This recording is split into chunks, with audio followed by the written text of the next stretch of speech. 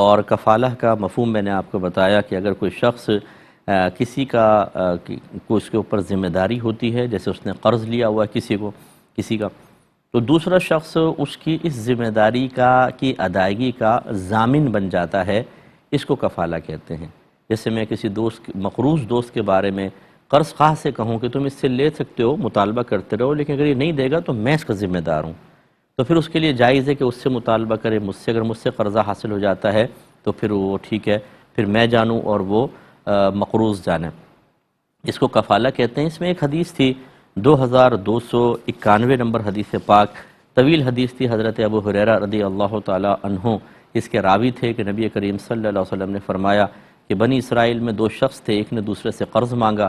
تو جس سے مانگ رہا تھا اس نے کہا کہ کوئی گواہ دو، اس نے کہا کوئی اور تو نہیں، اللہ تعالیٰ ہی میرا گواہ ہے۔ اس نے کہا کوئی کفیل یا وکیل دو، کہا کہ اللہ ہی میرا کفیل ہے۔ اس نے اس اعتماد پر اس کو دے دیے اور یہ دریا کے پار چلا گیا۔ کام ختم ہوا، معین مدت پہ قرض لوٹانا تھا، جب یہ وہاں سے واپس آنے لگا تو کشتی نہ ملی اور مدت پوری ہو گئی، تو اس نے اس وجہ سے کہ کہیں ایسا نہ ہو لیٹ ہوں اور اعتماد اور اعتقاد خراب ہو، اور میں نے تو اللہ کو گواہ بنا لیا تھا، تو اس نے ایک لکڑی کو کھوکھلا کر کے اس میں 1000 دینار ڈالے اور ایک پرچہ اس شخص کے نام لکھ کر اوپر سے بند کر کے لکڑی کو پانی میں ڈال دیا، اور پھر جب جیسی کشتی ملی وہ پیسے لے کر بھی پہنچ گیا۔ دوسری طرف اس شخص کو وہ لکڑی بہتی ہوئی آئی، کیونکہ وہ بار بار دریا پہ آتا تھا، اس کا انتظار کرتا تھا کہ شاید یہ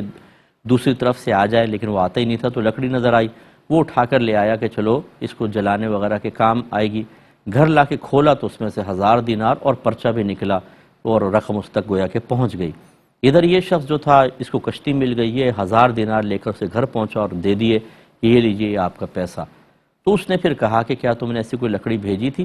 اس نے پھر اقرار کیا، تو کہا وہ تو مل گئے اور یہ 1000 دینار آپ واپس لے کے چلے جائیں۔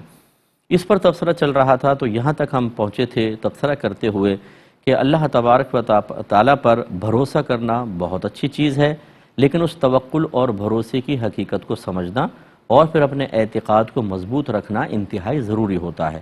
توکل اور بھروسے کا مطلب یہ ہوتا ہے کہ ہم کام کے انجام کو اللہ تبارک و تعالیٰ کے سپرد کر دیں اور پوری کوشش اور احتیاطی تدبیر ضرور اختیار کریں۔ یہی ہمارے نبی کریم صلی اللہ علیہ وسلم کا طریقہ کار رہا، آپ نے پوری زندگی اسی طرح کیا ہے۔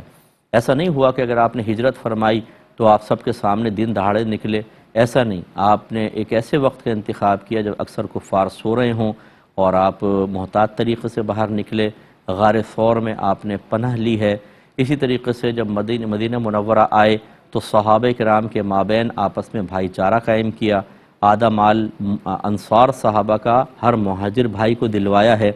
جنگ ہوئی ہے تو سرکار نے آلات تیار کی ہیں، جنگی آلات، پھر میدان جنگ میں گئے ہیں تو ایسی جگہوں کا جلد جا کے انتخاب کیا ہے جہاں پر بالکل سیف اینڈ سیکور ہو کر آپ مقابلہ کر سکیں۔ تو یہ تمام جو ہیں تدابیر سرکار نے اختیار فرمائی، حالانکہ میرے آقا صلی اللہ علیہ وسلم سے بڑھ کر اللہ پہ توکل کرنے والا کون ہوگا؟ امام المتوکلین تھے آپ، اس کے باوجود آپ نے تدابیر اختیار کی۔ لہٰذا یہ اس توکل کا مطلب یہ نہیں ہے کہ آپ گھر میں بیٹھ جائیں، گھر والے کہیں بیٹا کام کرو، آپ کہیں میں تو اللہ پہ توکل کر کے بیٹھا ہوں اللہ دے گا۔ تو بھائی اللہ تو دینے والا ہے، لیکن اس نے کوشش کا حکم دیا ہے، اس کا مطلب ہے کوشش توکل کے خلاف نہیں ہے۔ لیکن اس میں نے ایک لفظ جو کہا کہ آپ کا اعتماد اور اعتقاد بڑا مضبوط ہونا چاہیے۔ جب آپ اللہ پہ بھروسہ کرتے ہیں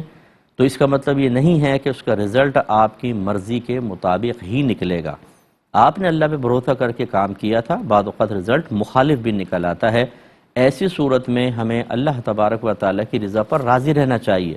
ایسا نہیں ہونا چاہیے کہ پھر اللہ سے ہی بدظن ہو جائیں۔ مثلا ایک رشتہ آیا، آپ نے کہا چلو ہم اللہ پہ بھروسہ کر کے اپنے بچے یا بچی کا رشتہ یہاں کر دیتے ہیں، اور کر دیا، اور سسرال والے بہت غلط قسم کے لوگ نکل آئے،